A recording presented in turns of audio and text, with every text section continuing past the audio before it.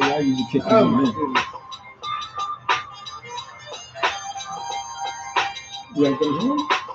No, I just took it out yesterday. I get it out Friday morning though. I don't know. It's almost snuff. So snuff out all the time. I didn't hear about that. Hopefully it's not too much though.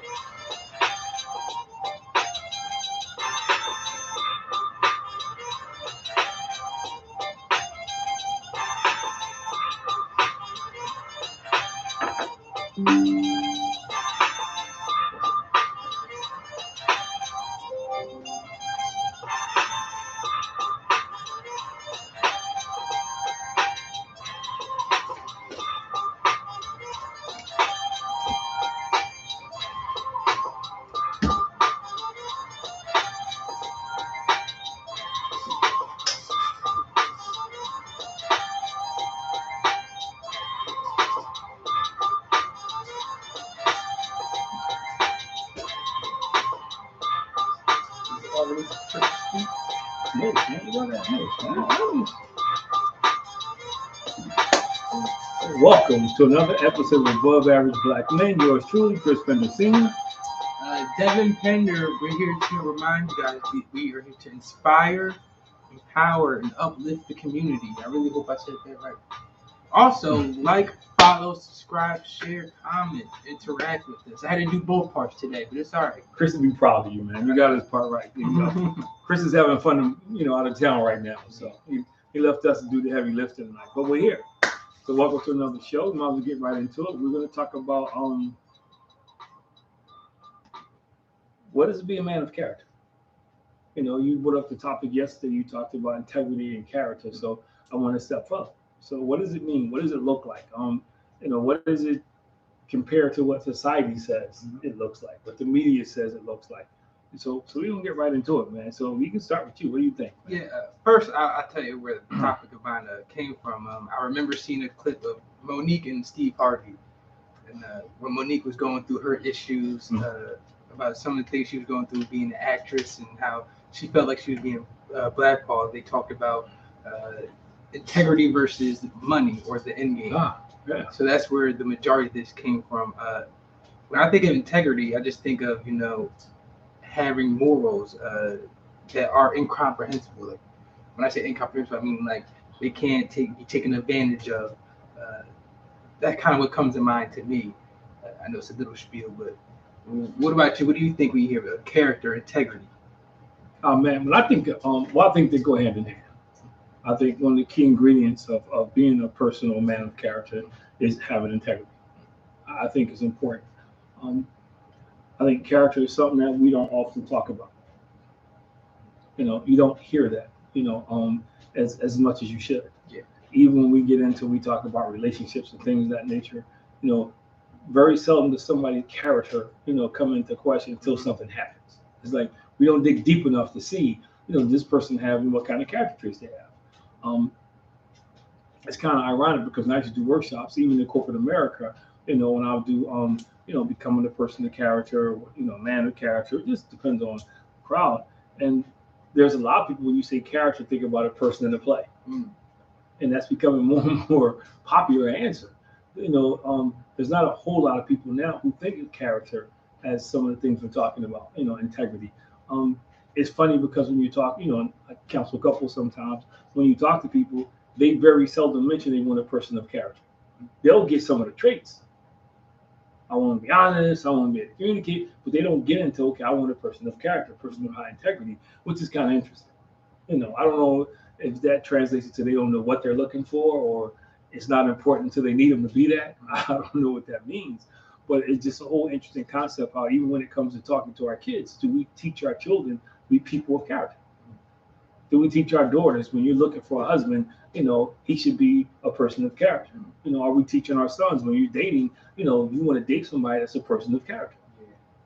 And I think those are topics that we often don't talk about until something goes wrong. We don't pay attention. So I think it's going to be a good workshop. Yeah, I mean, a good class. I'm saying it's a good workshop. I think it's going to be a good topic tonight, man. So let's start off. My notes, man. Yeah. So, I do a lot of workshops. And one of the workshops I do is I do one, finding the person of character. So I do that often. I do that for females, or I'll say, what does a man of character look like? I'll do that for females. I have one, a man of character. Obviously, I do that for men. Yeah.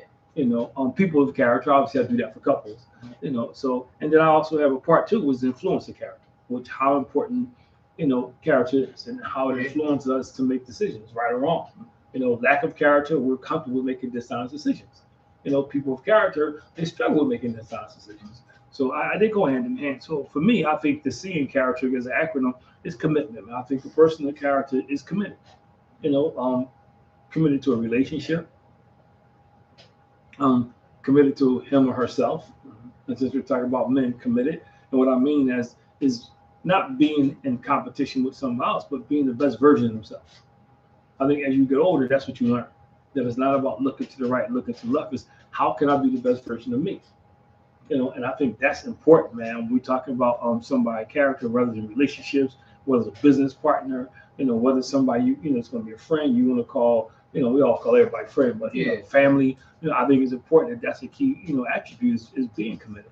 Now, when you say commitment, can you say committed to one's craft or one's purpose? Yeah, whatever they do. Yeah, like if and I'll start a relationship. Committed is you committed to this person, man. Like, so you not just committed in a way that you're not going to cheat, but committed in a way that I'm gonna get this person my best. I'm not going to shortchange this person. When you commit to a person, and my humble opinion, or commit to a relationship, it's now it's no longer about you or me. It's about us. I think that's commitment. Now, if you're talking about committed to a craft, just like a relationship, you got to put the work in. It's not going. The relationship is not going to grow. You're not going to get better at your craft if you don't put the work in. If you say I'm going to be a great basketball player, but the only time you practice is when you go to practice, you're not going to be a great basketball player. Great basketball players put the work in before practice or after practice, outside of practice. Or both. Or both. So they do those things. People who have successful relationships, the work is not just about, when we're whistling Dixie and we're happy. It's about when things are going wrong or when things are going right, I'm still working on it. I'm not walking around thinking that I'm perfect. So, even if it's in business, if you commit to a business, you all in. You can't say, I want to make this business work, but I'm only going to work 8 hours a day. Because it just doesn't work like that when you're trying to build a business. But I think it's a word that's not taught. It's a word that's just not discussed enough, that we just take for granted. Where do you think it gets lost in translation, or like just in general, where do you think people don't get the commitment from, or that commitment piece? Anyway, well, I think it gets lost because we everybody wants a quick fix, man. It gets lost because commitment is usually something that's in the long haul. Whether it's when you decide to go to college, that's a commitment. I got 4 years, man. It's not always going to be great, but I'm going to stick that. The commitment is this is what I'm going to do. Yeah, or 5, whatever you are. If you go back to get another degree, that's a commitment. Commitment is I'm on this job and I'm not making what I want to make, but I see the end game, so I'm going to work hard because I want to get the promotion. I want to get that. Or commitment in your relationship, that I'm going to do whatever I can to make it work. I'm not saying you stay in an abusive relationship. I'm not saying that. I'm not saying that, because you can't be in a relationship by yourself. I do understand it. But if you're in a relationship, both people's commitment should be to work as hard as they can to make it work. Because it's not always going to be pretty. Sometimes, y'all going to go through some stuff. Then I think it's lost because we want instant gratification. I want the great relationship, but I don't want to work at it. I want the great job, but I don't want to put the work in. I want to be great at my craft, but I don't want to put the extra work in. Or committed to myself, because it really shouldn't be I think everybody should be committed to themselves. So what I mean by that is you should be committed to being the best possible version of you can be. Yeah. Not for somebody else, not in competition, but I want to make sure to me, I want to use up all my potential. I don't want to be the person and you hear a lot of sports. Oh, this person had great potential, but they never did anything. And I think too many people walk around life like that, man. Oh, we got potential, but we never do anything. Yeah, I feel like nowadays we live in a microwave society where, Of course, I gotta have it now or like within the next 2 minutes. People are afraid to put, like you said, that commitment and that effort towards achieving a goal or achieving a purpose, or like you said, trying to better your relationship. Man, I want it now. We do, and I mean, even in relationships, we don't want to work because no fault, divorce is out now. Well, it's been out, but now it's nobody's fault. You can just get a divorce. Just nobody can test it. You don't have to prove, unreconciled differences. You just say it's nobody's fault. Yeah. So things are just that simple now. So what am I going to commit to something for? Like I already got the backdoor plan. So you think, in terms of commitment, like you said, in relationships, people already have that backdoor or that backup plan. I've heard people say, "Well, I'm gonna get married if it don't work out." So how do you go into a relationship planning your escape? I'm gonna be in this relationship, man, but I'm gonna keep my bank account separate because I don't want to take my money when they leave. I was like, that's a powerful statement to say. So we do. I think a lot of people, trust issues, whatever, and some of them are warranted. At some point, you got to get past it.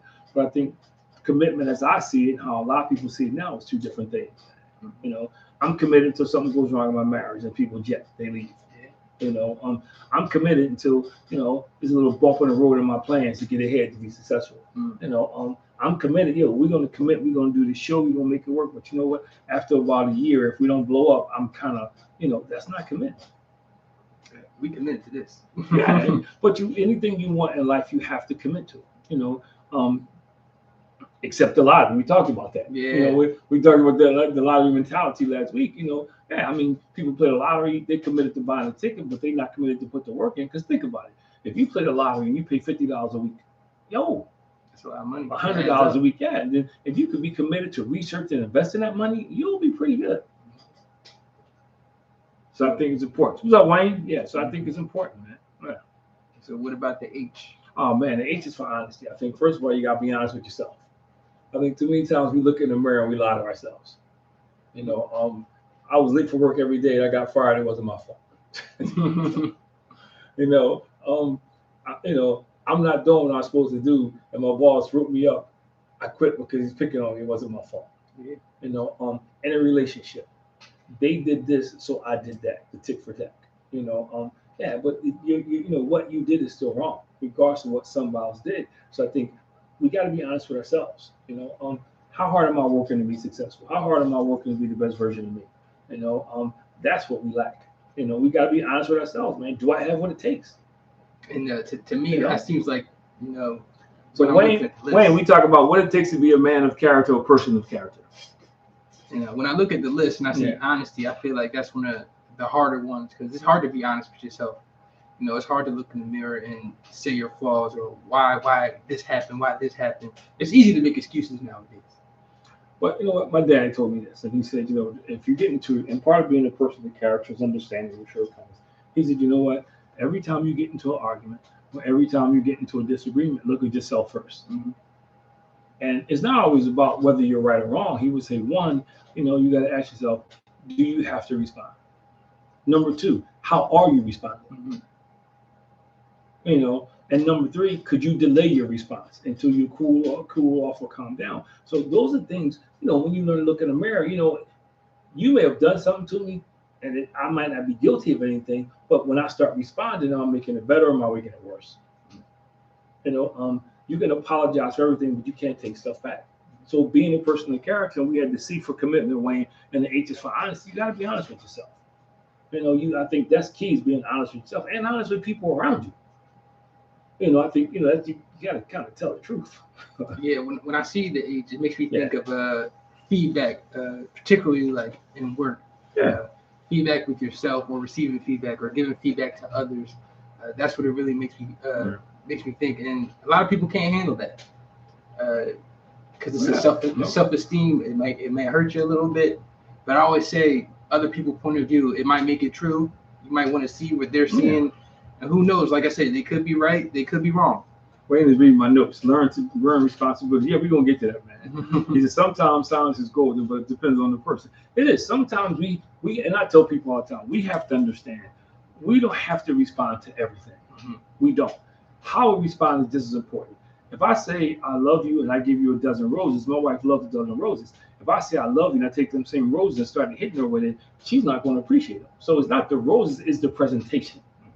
So it does matter. If you're threatening, moving your body around, puffing up, people not really paying attention. They listen to you, but now they're watching your body language. So I think those are the things we have to understand. That we have to be honest about those kind of things, man. We have to be honest about, am I being too sensitive? Am I being too emotional? Those are things that I think make healthy relationships and help careers or whatever it is. You got to be able to do that, because I always say you're going to be critiqued. I get criticized because I think people who criticize never offer a solution. They just criticize. But people critique you, they typically have a solution. And I think if you're not honest with yourself, you can never receive that. And again, my father used to say this to me all the time. Don't let your perception screw up your reception. What he meant was, don't let how you perceive stuff prohibit you from receiving the truth because you believe it so much. You're so in tune, or you're such a strong belief, and it's wrong, but you're holding on to it. So I think a lot of times, man, people are not honest with themselves, man. And even in divorce, well, she did this. Okay, well, what's your wrong? You may not have done exactly what she did, or he may not have done exactly what you did, but what are some things that you're doing? That could create this toxic atmosphere, things of that nature. People they're not honest with themselves, man. And like I said, it's hard to do because then now you have to look at your faults or your wrongs.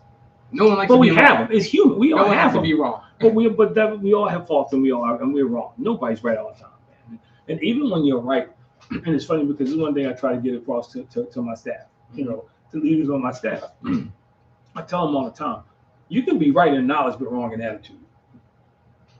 So you can be right because what you're talking about, you're right, and as far as knowledge is right.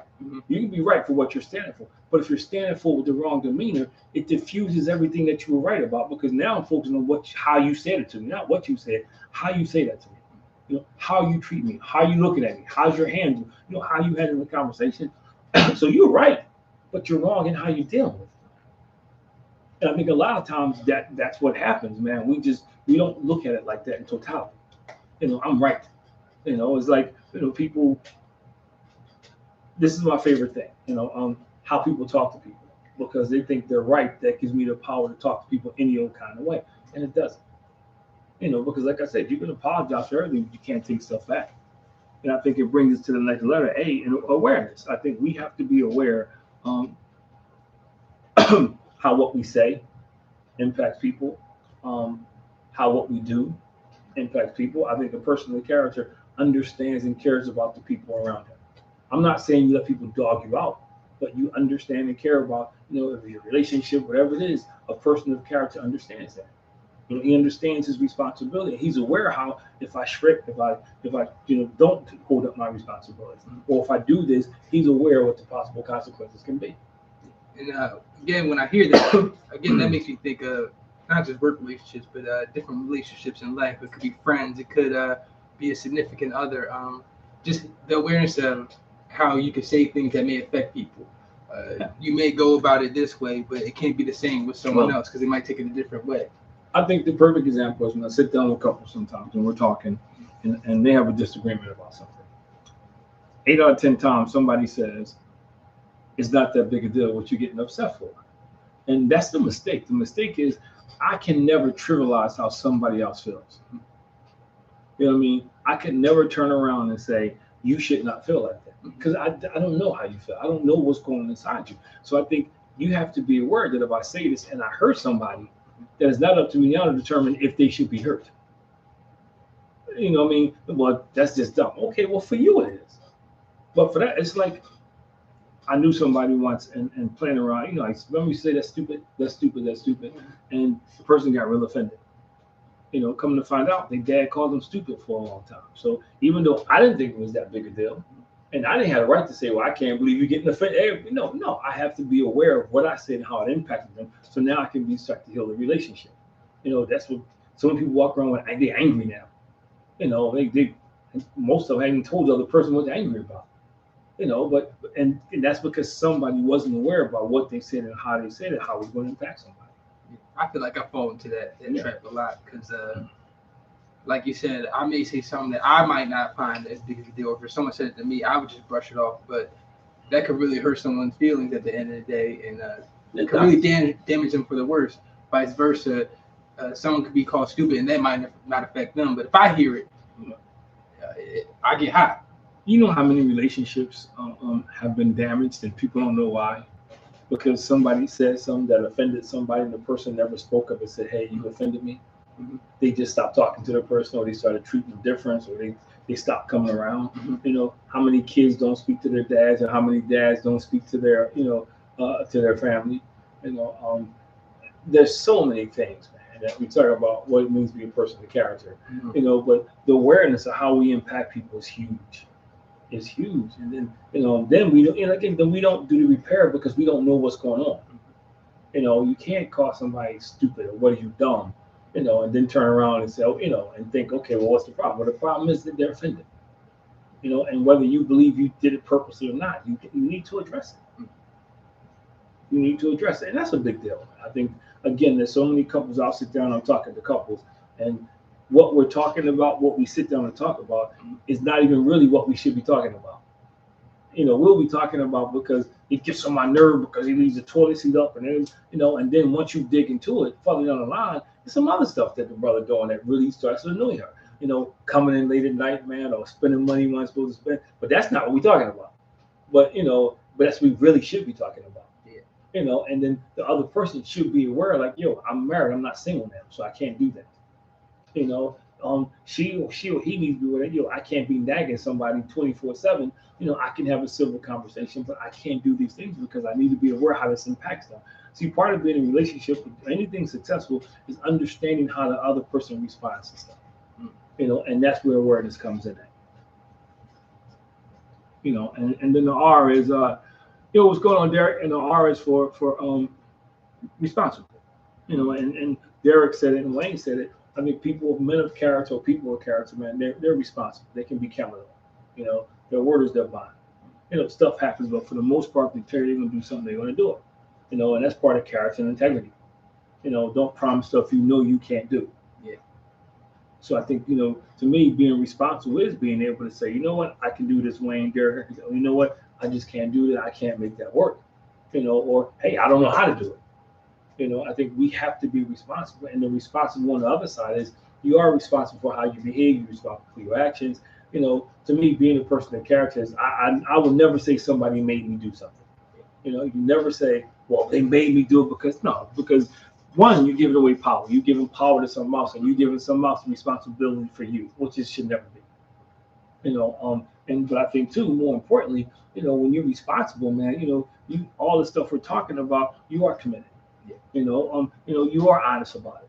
You are aware. Responsible, you taking ownership. Like I like to tell guys, and and the Bible says that God says, He gave man dominion. Dominion wasn't just being in charge; it also means you're responsible for it. Yeah. So even the biblical sense, we're responsible for our wives, for our children, and for taking care of the planet. Dominion does not just mean you run it; it means you take responsibility for it as well. And I think that's another thing. Responsibility is something that we don't talk about, because it's always somebody else's fault. Yeah. Whether it's sports, whatever it is, it's always somebody else's fault. And then people say, well, man, the coach didn't prepare us. Dude, you've been playing this game for 12 years. Come on, man. You know what you need to do to win a game. There's certain things that we have to step up and be responsible for. How many men walk away from their families, man, not taking responsibility and start a family somewhere else? And now you got women walking away from their families. We did a show on it. Yeah. Now you got women walking away from their families saying, I don't want to do this anymore. It's becoming more and more prevalent. You got women abusing guys now. And epidemic out here. Yeah, it's things are flipping because nobody's being held accountable. We'll talk about that, but nobody's taking responsibility, man. Yeah, and that's very true. When I hear that, it makes me think of, like, for example, when I went to Cheltenham, I knew like I had friends that would act up in class and do Mhm. different things like that, but I knew I couldn't do that because practically every teacher, they either knew you or my brother or my sister or my mom, and I would definitely hear Yeah, about it later. So I had a responsibility not only for myself but for my family, just to uphold the kind of character that we are or character that we bring to the table, and like I said, just keep on that straight and narrow path. but the true test of responsibility is being able to do something that you don't want to do, but you know you have to do. Mm. That is the true test of being responsible. That is definitely a true test of it. And the A is for accountability. So the C was for commitment, the H for honesty, the A for awareness, the R for responsible, and the A is for accountability. I think we have to allow people who want to hold us accountable, Mm-hmm. and we have to be able to hold other people accountable. I think it's impossible to be a person of character if you don't give people that power in your life. So let me ask you this real quick when it comes to accountability, because nowadays I know it's hard. It's hard for people to keep themselves accountable, but also other people, just because you're afraid of the reaction you'll get. So like, how would you, I guess, go around that? Because you could try to hold someone accountable and they'll snap out on you, or they'll bring up a time where, oh, you did this. What about you? Okay, I give it to you in three ways. I give it to you the first way, athletics is a perfect example. You don't get better unless somebody holds you accountable. If you go out there and you get 20 turnovers a game and nobody says anything, you don't keep doing 20 turnovers a game, man, unless you take responsibility for yourself and try to fix it. Typically, we don't, because it's okay for you to be careless. So you have to watch it. Same thing in relationships. Somebody has to hold you accountable.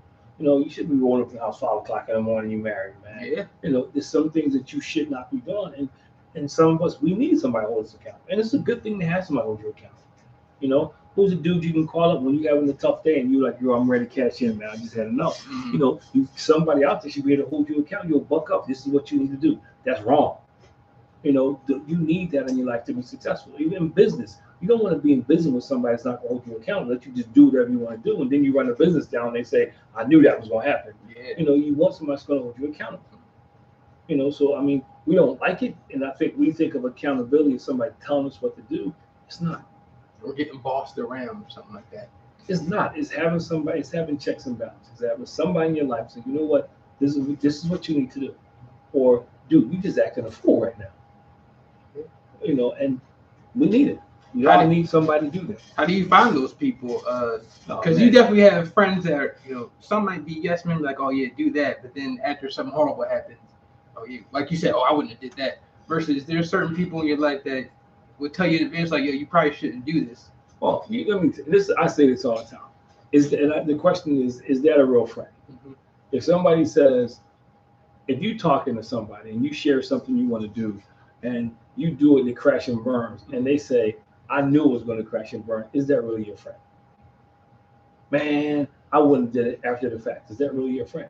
See, my friend would interject before this. At least he would give me something to think about that I can use this to help make my decision. He ain't gonna let me crash and burn and then turn around and say, I knew that wasn't going to happen. So I think that's part of the deal too.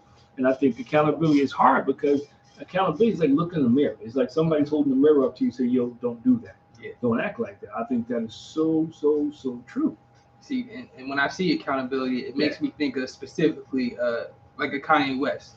You could tell, like, super confident, but you could tell there was no one really there in the beginning to push back on what he was saying until now. It's kind of out of control. Yeah, Wayne says some people take the easy way out. Yeah, and they can't handle the pressure. Yeah, it is. And I don't know what the no is, Wayne, but so you have to kind of explain the no. But yeah, but I mean, but see, the other part of it is you can have people around who don't hold you accountable, who just pump you up because they're getting stuff up. Yeah.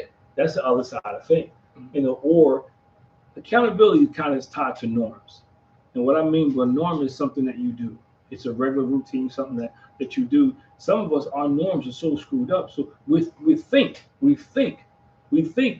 being held accountable, but I got somebody holding me accountable who thinks what I'm doing is okay.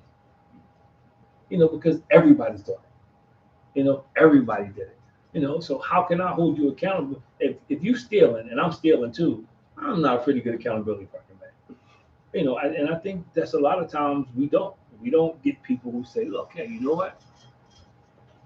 This is the deal, man. That's not acceptable. I'm not mad at you. I'm not angry at you, but I'm going to hold you accountable. That's not acceptable. And I feel like that's a real testament Yeah. to someone's, Yeah. some of your friends' character, if they are willing to tell you that, hey, man, this is wrong. I feel like you want to have more of those people around, and you really see their true character. It's part of the growing process. Mm-hmm. It's part of the growing process. I love our new technology. That made everything so much easier.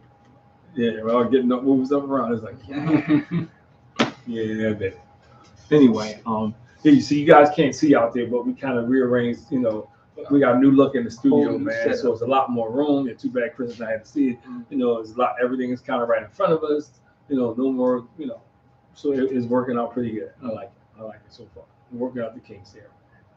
Yeah, but I think we have to go back to the basics, man. And I think we're not. We have to teach, you know, our young boys and young women, you know, to be committed, you know, to be honest, to be aware, to be responsible, and allow themselves to be held accountable. I think is important. I think those are some of the key ingredients to being a person of character.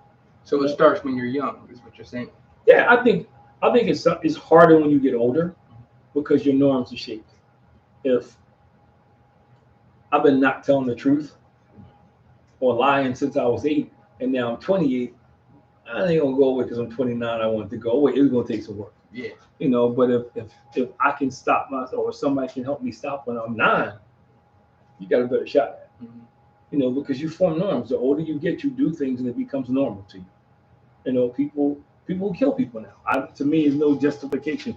You know, I'm not gonna get deep in it, but the war is the perfect example. Yeah. Oh well, you know, they attacked first. Yeah, okay, they attacked first, but this 9 weeks later, and you still killing people, and innocent people are dying, not the people who attacked you. So I think, you know, that's where accountability comes in. And somebody steps saying, no, dude, that's not right. You know, murder is murder is murder is murder is murder. It's wrong. You know, there's never justification for that. You know, so I think, you know, but that's the kind of thing, man. Or guys out here doing stuff to hurt their families and they don't allow somebody to hold them accountable. So now the whole family is tore up, and maybe it's generational because maybe one of the kids is so messed up they're not gonna get in relationships or they just repeat the behavior. So let's go with C. Oh, this is my favorite one, Karen. Mm. I think being a person of character means that you have to care about others. I don't mean care in the sense that you crying and something, but you know, you need to have a genuine care for other people. Like empathy. Yeah, empathy. Yeah, not sympathy, empathy. But you should, and it shouldn't matter to you when stuff is happening to people around you. It shouldn't matter to you when things start going a little, you know, wacky for somebody else. But you know, I can't say you my buddy, you we family and all that. And then when you go through, I just kind of, you know, you got to care. You know, you got to care about yourself. That's the other one, man. You got to love yourself, man. I think that's the hardest part is a lot of people don't love themselves enough. Because of what somebody else said. Yeah. You know, because somebody's opinion. And it's funny because in some of the workshops I ask, how many of you like to be controlled? Nobody raised their hand. Okay, how many of you does it matter what somebody else think? So, okay, you just raise your hand, you just contradicted yourself because you are being controlled because you want to do whatever you can to have this person think the way you want them to think. Mm-hmm. So who's controlling your behavior? I feel like it's human nature that people do care what others think. Nah, it depends on what it is, man. I'm past that point, man. Well, you can obviously get past a certain point. And I remember there's a time I cared what a lot of people thought. But it depends on what it is. I mean, I'm at the place in my life where I realize there's always going to be somebody. There's always somebody, man, that's just going to be opposite. There's always somebody that's not going to like you. There's always somebody who thinks they can do better than you. There's always somebody. But that's their problem, not mine. That's how I look at it, man. I do. And I think that's where the caring comes back in. You have to care enough about yourself to practice self-care, man. I was just about to say something. You know, you got to care about yourself enough to say that I'm not going to let somebody else's opinion rule who I am. Now, you got to be honest with yourself. Don't say that you are what they say you are. But I just think we don't teach that enough, man. We don't teach our kids to be caring. We live in a society where it's like dog eat dog, man. Everybody look out for themselves. Now, is it right to say, like, I care about myself enough to not really let what you're saying affect me? Is that what you're kind of saying? Man, I say it all the time, man. You do. You know, it was funny because I was in college, I used to say this, man. And certain group of people used to call me conceited. You know, because I used to say, you know, nobody loves me more than I love myself. because you're in college, it's a bunch of cliques in college. People don't understand that. Yeah. And it's not just the frats. It's the frats, it's the basketball team, it's the baseball team, it's the cheerleaders, the football team, the music department, the teaching department. Man, it's just so many cliques in college, and people act like it's not. You got the nerds. Yeah, it's just everybody has its groups. There's so many groups, and some of those groups have subgroups, and that's just not who I was. So I used to tell people, I love myself. Nobody's gonna love me when I love myself, because the picture everybody will show, you got to get in this group, man. It's like having a family. They hit you with the spirit. I got a family. I'm good. Now some people like that stuff, and that's cool. But for me, that wasn't gonna win me over. Because we got a family, and it's laughing because I was telling somebody this last week. Had somebody explained to me about some of the social work frats did, the community services did, I probably would have pledged. But all the parties and you got a family. I got a family at home, dude.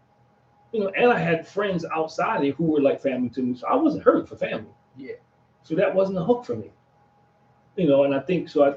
But it is that happens to so many people, man, because they don't have anybody to care about them, man. They don't care about other people. So I'm selfish, and it's like animals. It's like a lion. Lions, they hunt. They don't hunt the strongest animal. Their preference is the ones that get separated from the pack because it's less work. That's the reality of it all. We got to care enough to keep people in the pack. We got to care enough to not let people get separated and get picked off. And I think that's what we as society, we just don't do a good job of that. So how for someone who may have been, not only care about themselves for a long time, I know you said it takes time, like you said, for accountability. How do you build up that caring side of yourself, that empathetic side? See, now I'm gonna give you probably not gonna think my answer is kind of wishy-washy. There's things I'm gonna say, but it all starts, you gotta want to do it. And this goes back to what we said before. Until you admit something is wrong, you will never address it.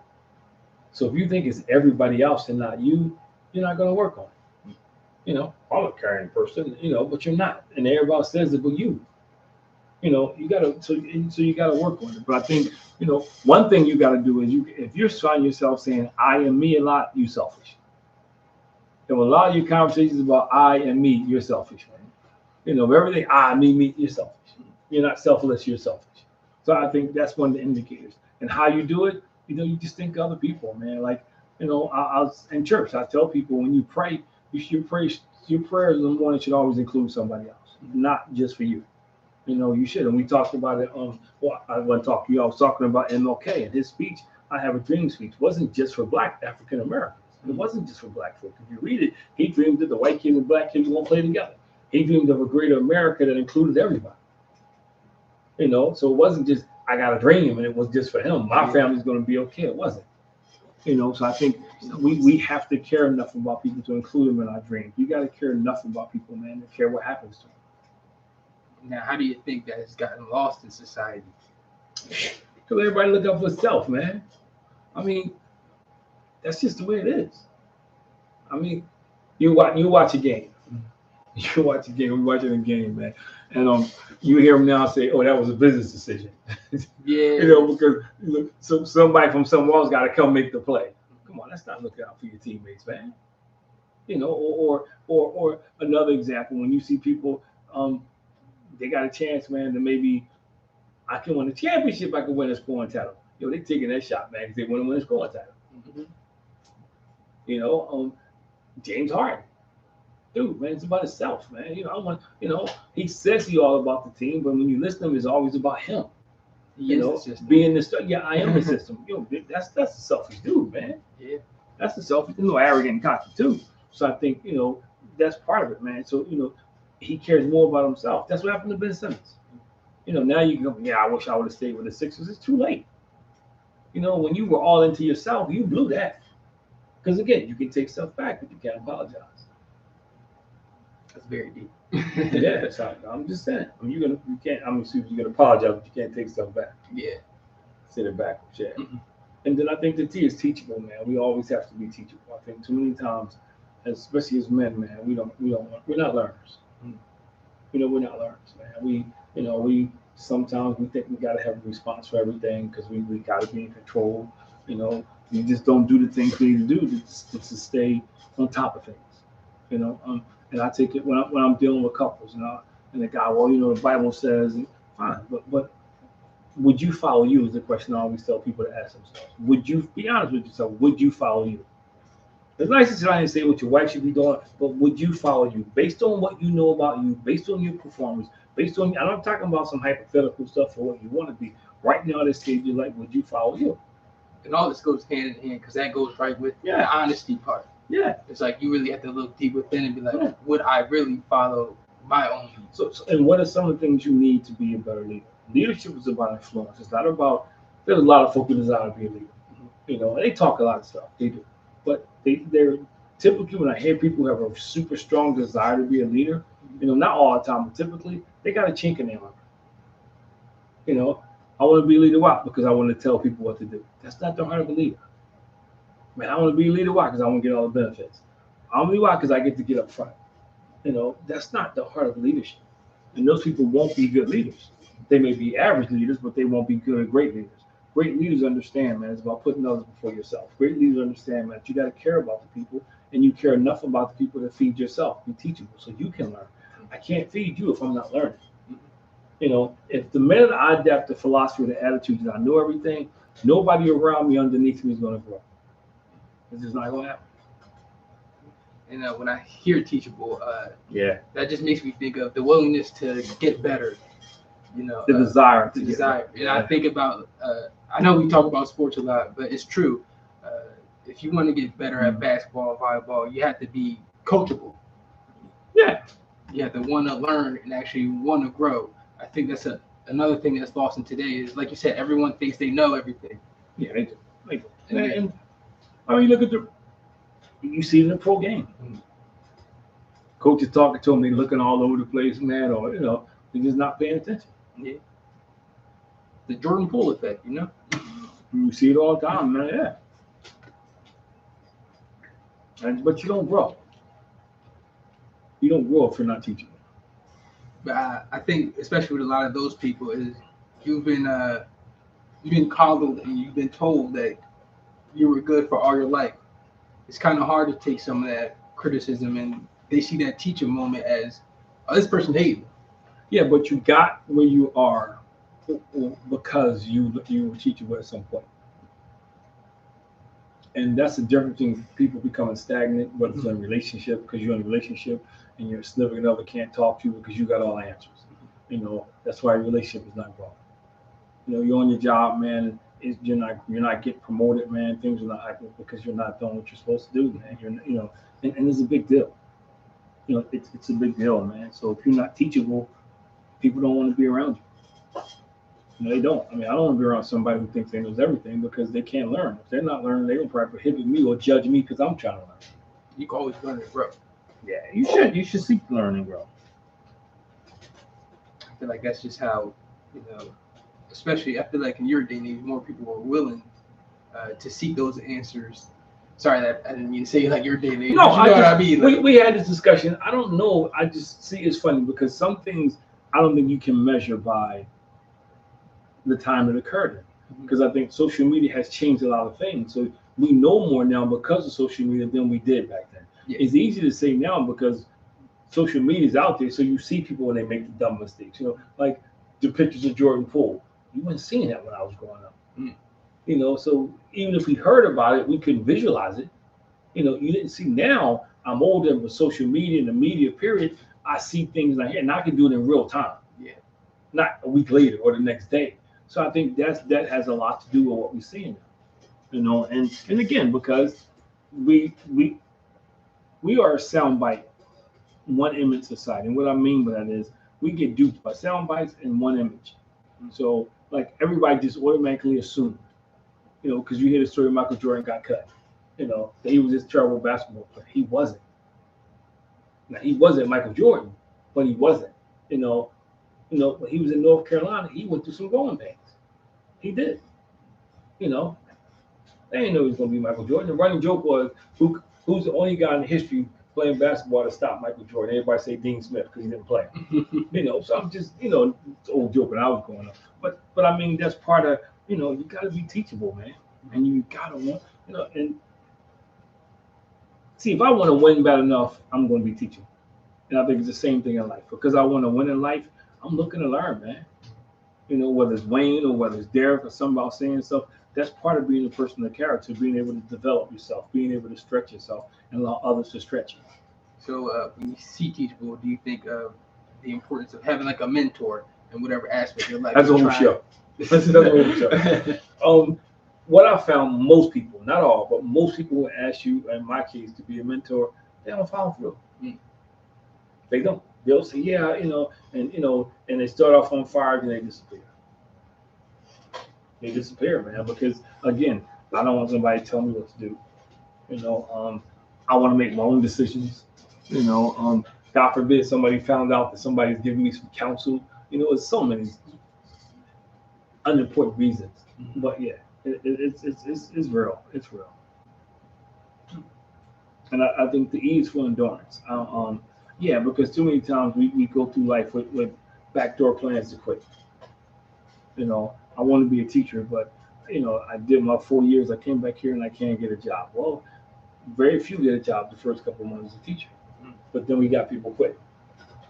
It's like people who quit. So many things that people just walk away from. Had they had some stick-to-itiveness and stayed with it, they might have been successful. Or you're not the school you want to be in at first. Yeah. So you get D's and E's, like that's going to get you in the school you're supposed to be in, or the person that cracks me up when they says, well, like I have staff who will tell me, man, I'm not coming in no more, and I always tell them, you're not hurting me. One, you hurt yourself because it's payday, or it's a day you won't get paid for, and two, you're hurting your coworkers because I'm not the one filling in for them. That's more work on. Yeah, I'm right. I'm not the one that got double work to do now because you decided to take off, and I'm not the one that because all this you're doing, who somebody over me may want to have a conversation with you about your attendance, or when you get fired or something, or you can't get a raise because your evaluation is low because your attendance is low. And then, like you said, in terms of like, especially with dating, like you're with somebody, but you're on these dating apps as well too, or you're DMing people on social media. I think just in case something happens. It's hilarious because I see a lot of well, that's part of my fast now. So I only go on social media to post about the show, and my devotion in the morning. But it's funny, I see a lot of it now where these ladies are telling people to stay out their DM. Well, somebody told me at work, somebody told me, they told this dude that if they had a list of stuff that you see when you go into their DM, before you get in, like if you're married and you got kids, all this stuff, man, if you're unemployed, they list all these things, boxes that you check that you can't get in. But that's a sidebar. But endurance to me is, and I start in a relationship, is being able to weather the storm. It's not always going to be perfect, man. I'm sure Wayne and Derek, they may have some stories. It's not always going to be perfect. But when you talk about endurance, you weather the storm. You don't quit just because it got rough, or you don't quit because you don't see better days. You don't see better days because you don't open your eyes. You don't see better days a lot of times because you focus on what's going on right now instead of how do I make this better. So I think endurance is that same thing in professional corporate America. I took my first job in corporate America in a mailroom just to get my foot in the door. I never forget it. And I remember people laughed at me. Oh man, you're the best dressed guy in the mailroom, man, because I wore a shirt and tie. And people laughed and laugh, and I laughed all the way past them.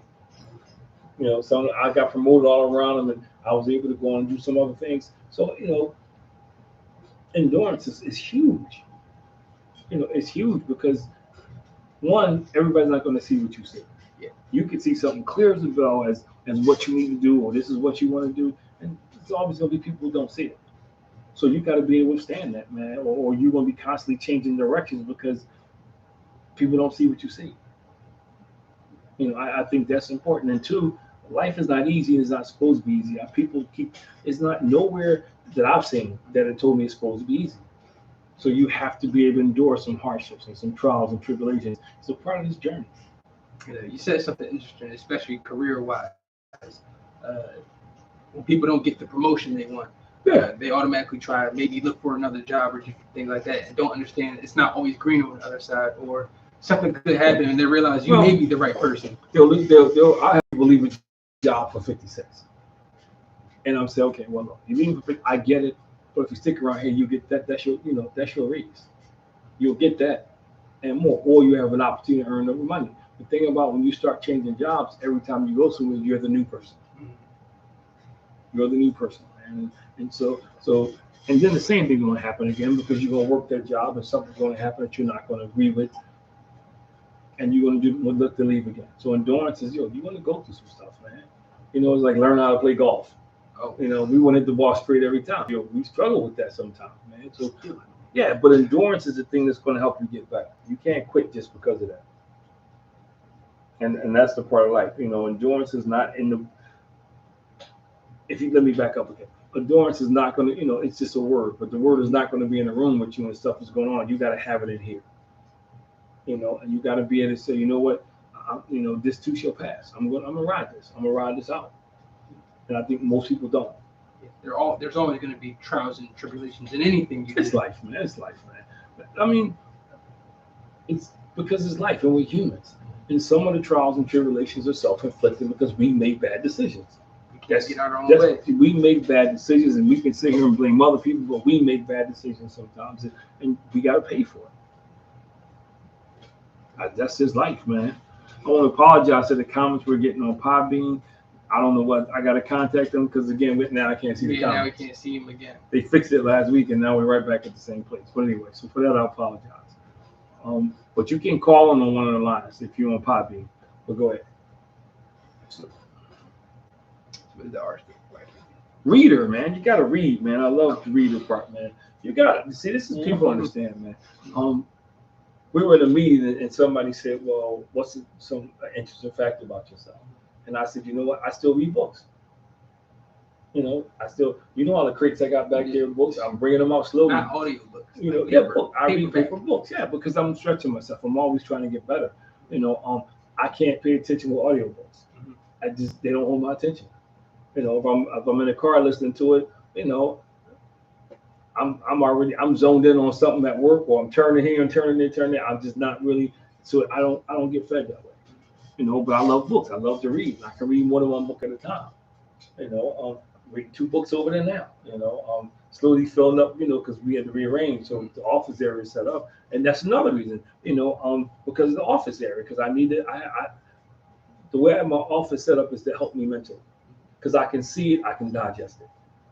So whenever I come down here to the man cave, I gotta get in CEO mode. I gotta get over it because I'm running the company. I'm trying to get stuff done. So I know I gotta spend time over it. Now, quick question: what made you really want to go with reader out of art things? Man, because, not realism or realistic. Because I'm like everybody else, man. Not everybody else. Most of us, I hated to read.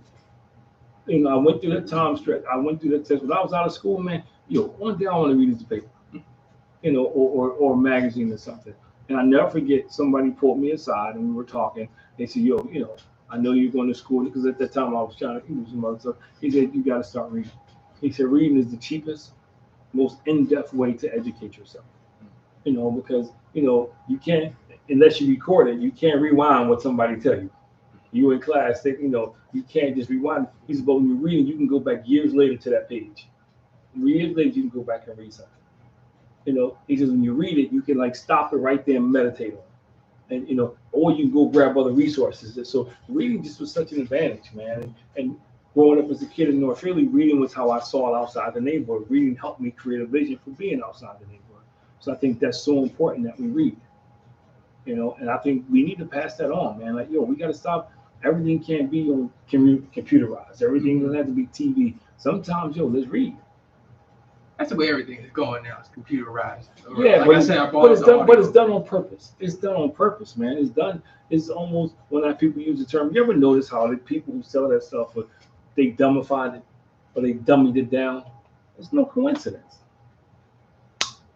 There's no coincidence because they are. Because despite all the modern technology we have and resources we have, we're getting dumber and dumber by the generation. And I know, I'm sorry people won't get offended, but that's the fact of life, man, because we don't read, we don't understand what's out there. Read about a job before you go for the job. Instead of you go for the job and, you're only making, because you see the pay, 16, not even the pay, you go because you don't understand what it does. or reading this, you can do it with your kids. Like I rearranged this because my grandson. I was talking to Mackenzie, who says, "Yo, we gonna start coming down here and reading because it's away from everything. It's quiet down here. We will start reading. We got some books and stuff. You can read, I can read. You got to instill that in people because that's another way to grow. It's another way. Like I started the word of the day. A little behind now, but I started the word of the day because I read and I want to increase my vocabulary. Not because I'm trying to impress them, but as I get older, I want to be able to articulate things better. Side note, that was one of my favorite things when I was younger. We used to read together down here in the basement. Because reading is important, man, and it is a way to bond. But I think when you read, man, at least for me, that's my learning style. I'm not a lecture guy where somebody get up there and lecture for, I got to be really paying attention to get that stuff, But if I'm reading something, I can retain. If I'm reading something, now I can go back to it. Like if you want, most of my books you'll pick up as highlights all in them. Heck, my Bibles are, you see my Bibles, dog, because I highlight stuff because I want to go back to it. If it's audio, I got to go back and find the space and all that stuff and all that time for that, man. I can go back and look at it and I can just, I can just stare at it sometimes and meditate like, man, what is this saying to me? So I think to me, reading is so important, man. And it is, and it opens doors for you. But with the attention span nowadays, some people can't even really sit down and like focus on the book. But that's why they don't have an attention span because it takes discipline. So what you got to do is like when I got away from reading for a while, I just didn't just start. I what, I'm gonna read this book, and I'm gonna start by reading a chapter a day. I'm reading chapter a day. You know what? I'm reading chapter whether I comprehend it or not. I'm gonna read this chapter a day. So when I first started reading again, there's some times I had to go back and read it because I really, after a while, because I hadn't read them, I was just like going through my system. But I wasn't even processing it. But I'm going to set this time aside. Like now, I get up in the morning. I come down here in the morning. I get up, get myself together, come down here in the morning. It's quiet. I got music on, man. I'm reading, I'm meditating, praying, doing what I got to do my devotional, go upstairs, get the breakfast situated, man. But I start every day off with reading. Every day. And at night, that's another thing. I was sitting upstairs in the room, but then your mom, I had to put the headphones on because she looks at TV. So I come down here and I just read before I go to bed. And then the other part about reading, if you read the right stuff, it eases your mind because you're not going to bed thinking about a bunch of crap. You're thinking about what you read. It's the other reason why. It is. Now, but it's true. Now, as far as that's the whole character acronym, by the way. As far as that, I'm sure people will want to hear who helped shape your character growing up. Oh man, my dad first of all, Big John, my dad, and it was for a couple of reasons. One, my father was very well known across the city. He started as a park guard, then he became a regular cop, then he became a detective, and I couldn't go anywhere. And once they heard my last name, Big John Pender, Bob Smith, my high school coach at Dobbins, he knew my dad. Never knew. I never knew. One day my dad came to a game. He saw me talking to my dad. I said, yeah. He said, I know. I put the names together. I used to play the American Legion. American Legion was, it was really competitive. And I would be somewhere, and my name and people would look like, yo, you're Big Johnson, because my name in the book. Even up until he died, I was working for an organization, and the guy came in to serve a subpoena. To subpoena somebody, and he said, yo, I got to deliver this to somebody. I got to give it to him in person. So I said, hey, the person is not here today. He said, well, can you sign this affidavit saying the person's not here today and I come back tomorrow? I signed it. Man, we spent 30 minutes talking about because he knew my dad. That helped me because I couldn't do anything or go anywhere without him knowing. So that kind of shaped my character. And my dad was big on character. He used to tell me before we left, every time before I left the house, yo, I don't have much to give you, but my last name, don't mess it up. My mom played a huge role in that, man. Because I had such great respect for her. I did, man. And my mom could look at me and I would cry. And then my grandma, you never got a chance to meet my grandma. She put you on the wall. Yeah. My grandma was the same way, man. She was like, yo, character was so, she used to tell me all the time, man, you may never have a lot of money, but money comes and goes. But your character is something that'll speak volumes about you every day of your life. Part where you're talking about Grandpa, Big John. uh, that's everything that I had growing up. Like just hearing about everyone knew my dad. You know what I mean? Like waking up, seeing my dad do these great things every day. You know, talking to everybody, fostering these positive relationships, doing these seminars and all these workshops. That really is what inspired me to be the person I am today, and Thank you, bro. really inspired me to keep growing and striving to become. So I would say you're definitely a big part of shaping my character. And I always say this to myself, to some of my friends: if I could be half the person that you are, I really think I'm doing great. I used to say that, and my mom used to get mad at me. And then I used to always say, "Well, my kids are gonna be better than me," and she used to tell me off. She used to say, "Well," and I think that we have to start changing the goal, because to me, whenever you say, "I'm going to be half that," and I believe it's simple. I think every generation should be better than the next generation. You should be aspiring, and you will be better than me because you'll take, and you already are. And then what I mean by that, because is you're going to take what I gave you plus what you have that I don't have, so you should be better. You know what I mean? There's certain things that you possess that I don't have. So you can take what I gave you. I say it to Chris, I say it to Nicole. So Mackenzie should be better than all of us. So he should be able to take something from all of us, and then what he has, so he should be better than all of us. As a grandson, he just mom, dad, whatever, and that's the way it's supposed to be.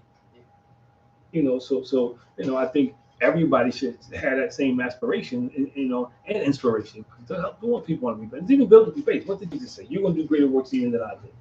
So it's biblically based too. So that's life should be like that.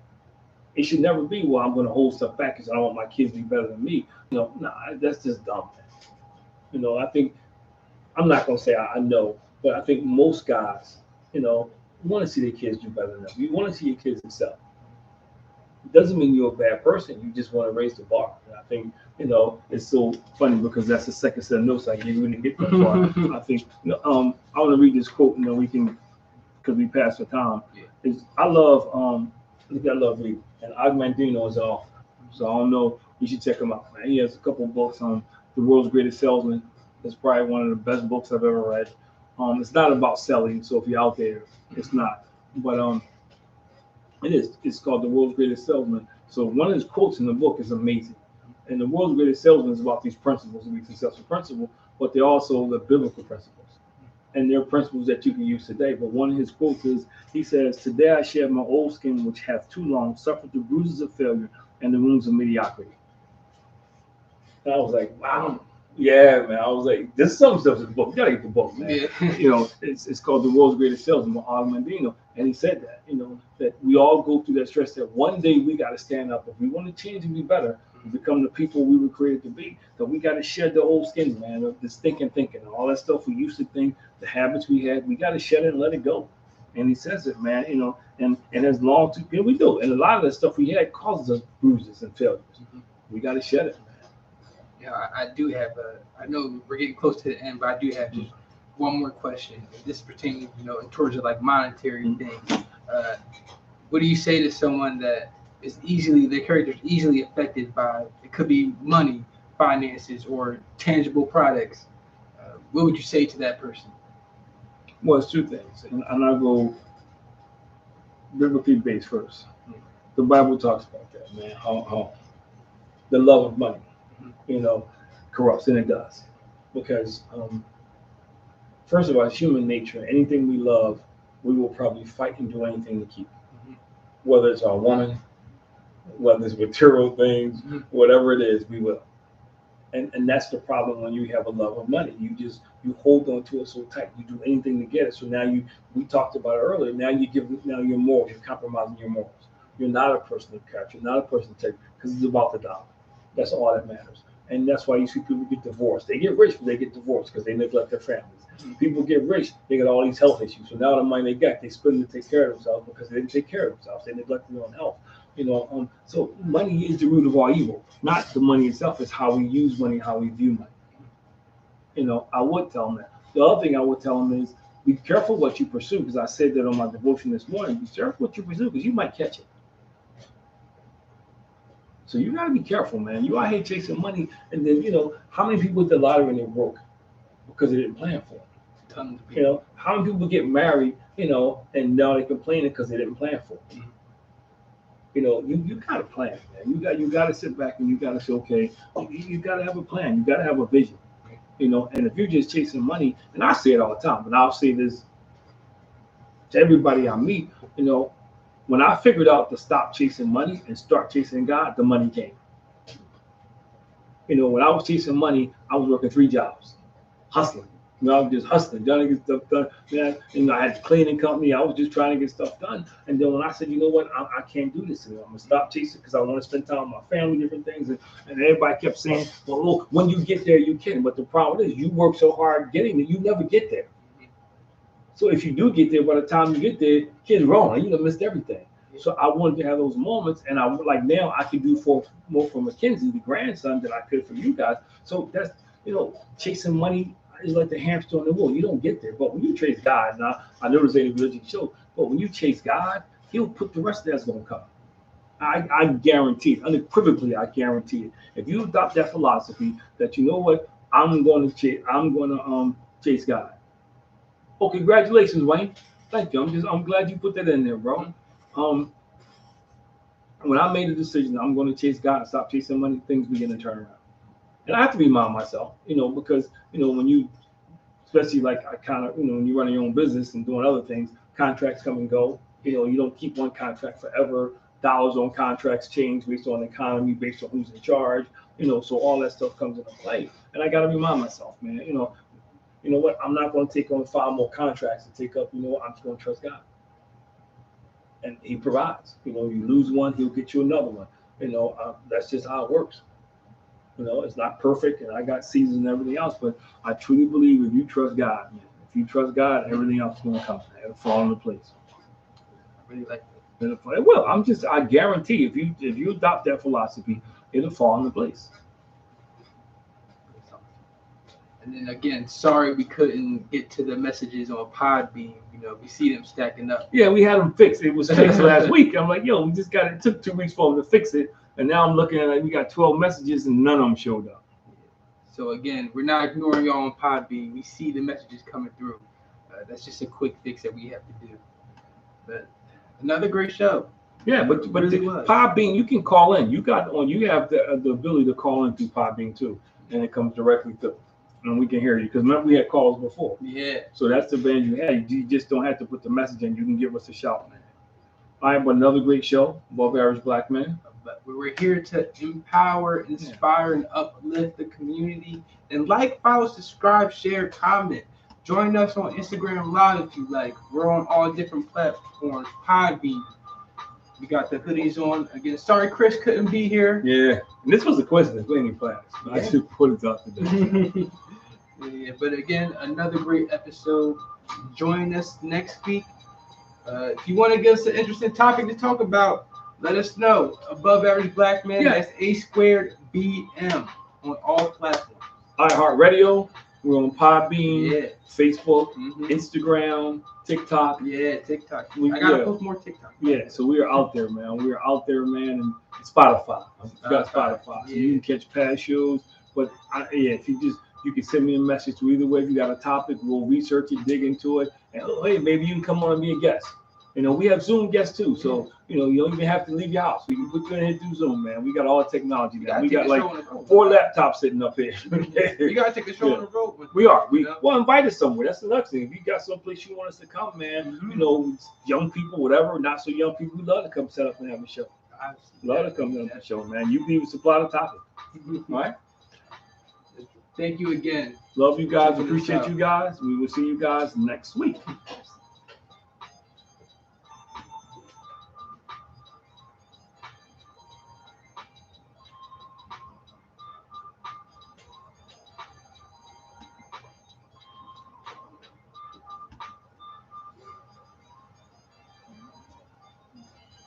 I'll make sure I ain't getting away with the camera.